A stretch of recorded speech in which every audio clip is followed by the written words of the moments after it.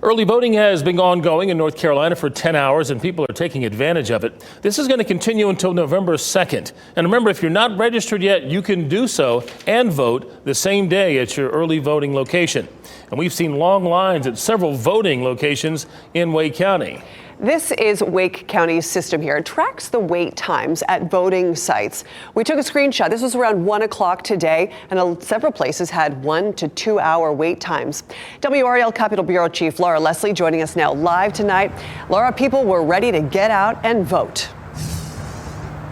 Ashley, you know, the one thing, maybe the only thing that Republicans and Democrats agree on right now is that their voters are ready to weigh in on what both sides are calling an incredibly important election. Well, that was evident today here in Wake County, where long lines were everywhere for the first day of early voting. State Republican Party Chairman Jason Simmons cast his ballot first thing this morning in Holly Springs. Here at this early vote location, the line's out the door already at 7:30. Enthusiasm is high to make sure we get out our vote, and we're encouraging everybody to do that. And let me just ask, is there any enthusiasm here? That's Democratic candidate for Governor Josh Stein casting his vote in Raleigh. I think there's going to be great turnout. I think the interest in this election is incredibly high because the stakes are so high.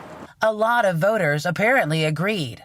Gary Smith doesn't usually vote on the first day, but says this year is different. This is an important election, and wanted to make sure it happened, and I'll be encouraging other people to vote during the rest of the early voting time. John Vassell was among the first voters in Holly Springs. In this current time,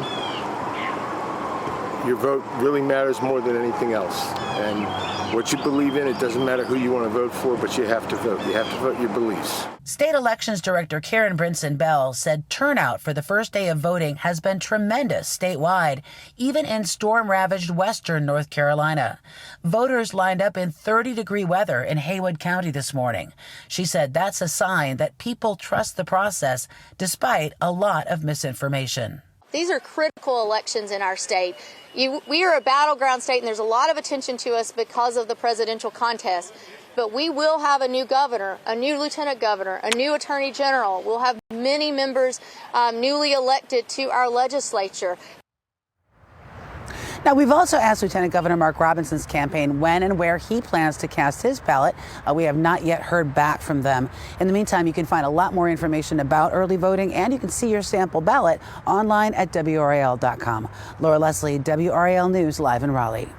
And a scheduling note, Laura will be on Meet the Press this weekend as a panelist. She'll be talking about the presidential race and other key North Carolina races. Meet the Press airs this Sunday at 10 a.m. on WRAL.